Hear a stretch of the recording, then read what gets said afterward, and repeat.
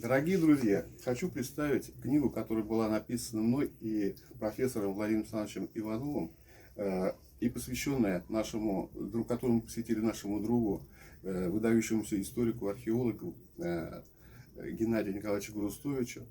Книга называется «Башкирский юрт Золотой Орды».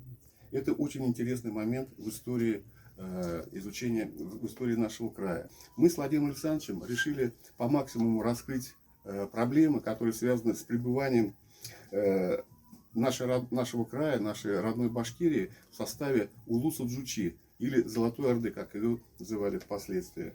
Период охватывает с момента завоевания монгольскими ордами Южного Урала, Зауралья, Среднего Поволжья, 1236-237 год, вплоть до распада Золотой Орды в 1447 году.